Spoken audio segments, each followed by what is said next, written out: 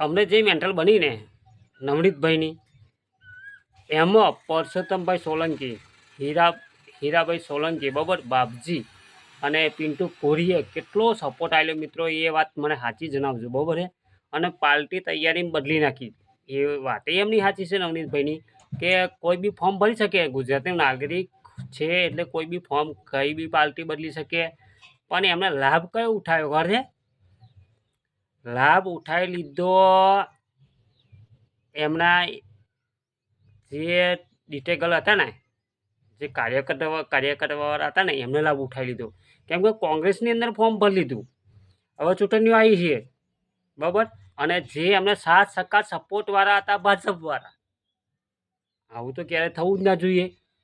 પણ એમને પબ્લિકનો લાભ ઉઠાવ્યો. પણ પબ્લિક વોટ આલે ના આલે એ તો એમને ઇન્ફ્લેશન જોવું પડશે ને એમને. અને એમને હમો જયરાજ આહિર છે, એ માયાતાનો દીકરો છે, એમને પણ જેલમાં ગાલેલા કોરી સમાજે, બિજરાજ સોલંકીએ, ચૈતર વસાવાએ, બરાબર છે. તો પછી ચૈતર વસાવા, બિજરાજ સોલંકી એ પાર્ટી બીજી છે. આ તો સમાજે સાથ આલેલો એમને, અત્યારે અવરા ફરી ગયા. અને સમાજ સાથ ના આપે તો કોઈ જીતી ના શકે, બરાબર. સમાજ વગર કોઈ જીતી શકતું નથી, બરાબર છે. હું આઈ એમ રાજેશ સોલંકી, તો હું કહેવા માગું સમાજનો સાથ હોય, સપોર્ટ હોય, બરાબર છે, તો જ માણસ જીતી શકે છે. રાજુભાઈ, મેં તમને સાથ આપ્યો અને તમે બીજાની પાર્ટીમાં જોડાઈ જાય એવું બને. હું ભાજપનો છું, બરાબર છે. અને મેં તમને 7% સપોર્ટ આપ્યો છે. અને આપણા યુવા પેઢી બધી ભાજપની છે અત્યારે, બરાબર. અને તમને સાથ આપ્યો, તમને 7% સપોર્ટ આપ્યો, લડી બડી રાતના ઉજાગરા કર્યા, એટલું બધું ડીઝલ વાપર્યું, બરાબર છે.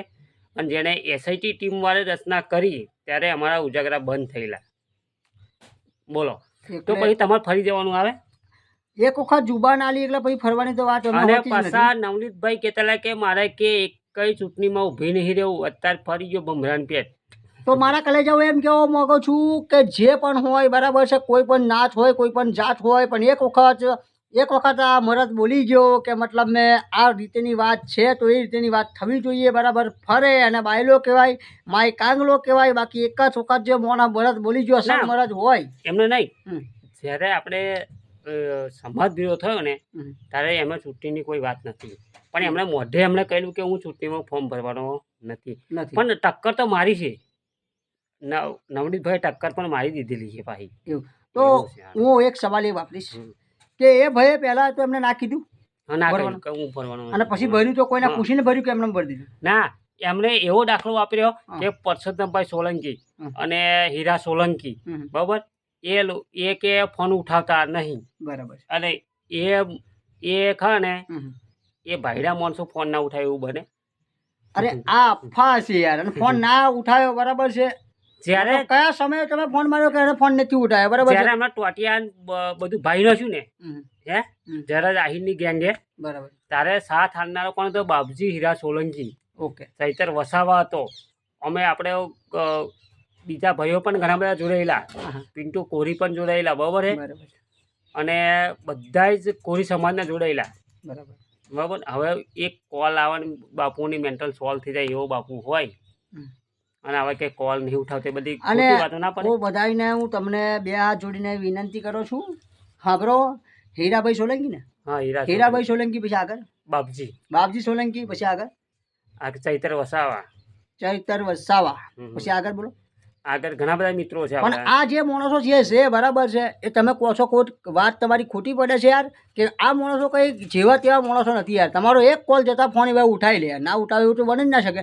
અને તમે જે કોલ કર્યો છે, બરાબર છે, ફોન એમને નથી ઉઠાવ્યો, બરાબર છે. હોસ્પિટલમાં જોવા જેલા, હોસ્પિટલમાંથી આ બધો કરદો બહાર પડ્યો, બગદાણાની બબાલ થઈને તારે એમને ખાવ ને બાઇક લઈને જતેલા ને, તે એમને આહિર સમાજના હોય કે કોઈ બી સમાજના હોય, બહુ માયાતાના દીકરા વાળા ખાવ ને સીસીટીવી ફૂટેજ કાઢ્યા, એ બધું થયું. એસઆઈટી ટીમની રચના થઈ, જયરાજ આહિરને જેલમાં ગાલ્યો. કોને ગાલ્યો ખબર છે?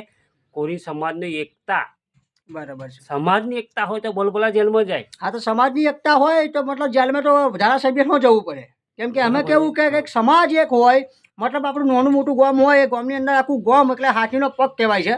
આખું ગામ ભેરું થઈ જાય છે, બરાબર. તો એમની અંદર કોઈ સરપંચનું પણ ના ચાલે. એનું કારણ કે આપણે જે આપણા ગામની પબ્લિક જે ભેરી થઈ ગયા એને કે મતલબ નિર્ણય આ રીતેનો છે, મતલબ કઈ રીતે આપણે શું કરવું, બરાબર છે.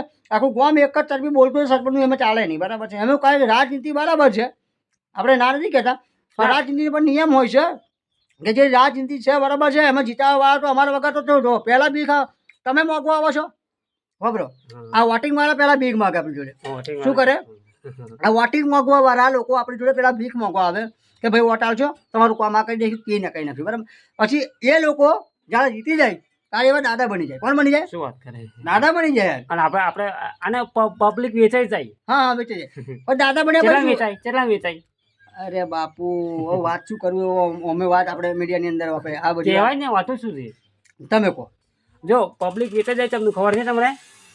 દારૂ ચવાનો પોટલીમાં વેચી જશે, પણ આ રીતે હવે ચલવી લેવામાં નહીં આવે. જે કોઈ બી હશે ઊભી રહ્યો હશે, બહુ ફોર્મ ભર્યો હશે, બરાબર છે, એ માણસને ઘરે દારૂ નીકળ્યો એટલે વાર્તા થઈ જશે. અને એક વાત ખબરજો, એક હા વાત ખબરજો, આ રાજપૂત આઈ એમ રાજેશ સોલંકી, સિદ્ધરાજ સોલંકી, સિદ્ધપુર પાટણનો હું બોલો છું કે સરપંચો હોય, ધારાસભ્ય હોય, બધાને બે હાથ જોડીને અપીલ કરો છું કે પહેલાં ભીખ તમે અમારી જોડે માગો છો, પછી ભીખ અમે તમારી જોડે માગીએ છીએ, બરાબર છે.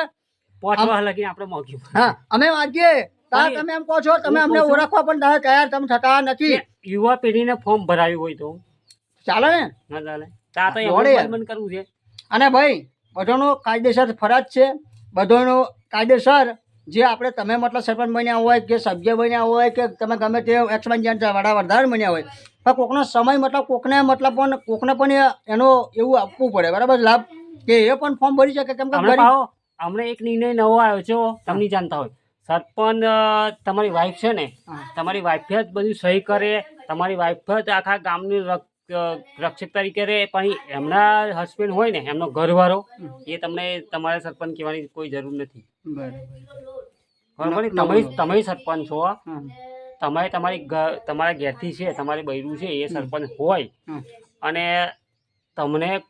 તમે એ હોદ્દો ધરાવો કે આ કામ મારાથી થશે, અને કોઈક તમને કે તું સરપંચ નહીં, એટલે તમારે માનવું પડે હું નહીં, એમ મારી વાઈફ છે, એટલે તમારી વાઈફની સહી અંદર હોવી જોઈએ. કોઈ બી કાર્યકર્તા હોય, કોઈ બી ગ્રાન્ટ હોય. તમારો કહેવાનો મતલબ એ છે કે આપણે સરપંચની અંદર જે આપણા બહેને મતલબ મારા બહેને મતલબ મારી વાઈફે ફોર્મ ભર્યું, બરાબર છે, તો મતલબ મારી સહી ના ચાલે. એનું કારણ કે મતલબ મેં જેને ફોર્મ ભર્યું છે, જે જીત્યું છે, જેનું નામ મતલબ મેં ચોપડે ચડ્યું છે, એનું જ ચાલે, બરાબર.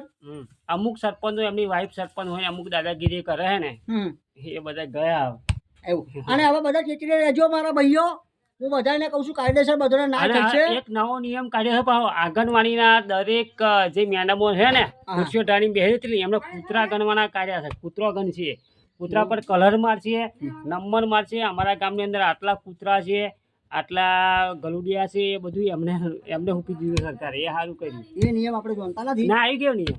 એ નિયમ આપણે જાણતા નહીં, પણ એ નિયમની વાત કરીએ ને તો આપણે કાયદેસર જો આ તો કહું તમને બે હાથ જોડીને વિનંતી કરું છું. તમારું નામ તો મારું નામ તો તમને કહી દીધું છે. હું તમને બીજું કઈ નથી કહેવા માંગતો. અમે રાજપૂત છીએ, અમે બધાનું આપણે ધર્મ અને આપણે નાના મોટાની ઇજ્જત કરીએ છીએ, બરાબર છે. બે હાથ જોડીને વિનંતી કરું છું. આપણે જો આપણી જે હું અત્યારે જે બોલી રહ્યો છું સત્ય હોય તો એને લાઈક ને શેર કરવાનો છે, બરાબર છે. અને બીજી વાત તો એ તમને કહીશ કે આપણે જે લુખ્ખે વિચાર કરવાની છે નહીં, બરાબર છે. અમે અમારા જેટલા રજવાડો અમે લોકોને આપી દીધા છે, બરાબર. અમે રાજપૂત છીએ, અમે સક્રિય છીએ, અમે બધાની દયા રાખીએ છીએ અને બધાની ઇજ્જત કરીએ છીએ, બરાબર છે. તો બધાને હું કહું છું કે અમે રાજપૂત એટલે મહારાણા પ્રતાપ અમારો હતો, મહારાણા પ્રતાપ ના હોત તો ઇન્ડિયા ના હોત, ભાઈ હોત. મહારાણા પ્રતાપે કેટલું લડ્યા છે, બરાબર છે. રાત દિવસ રોટલા ખાધા, ચોળા ખાધા, તમને ખબર છે. આ જે ઘાસ લાગે ને, ઘાસના રોટલા બનાવીને ખાધા છે, તારે મહારાણા પ્રતાપ બાપુ કહેવાયા છે. અને બાપુ કોઈ જેવા તેવા નથી, બરાબર છે. અને એક રાઠોડ. ચલો આગળની વાત પછી બીજા વિડીયોમાં કહીશું. જય માતાજી, જય ભવાની.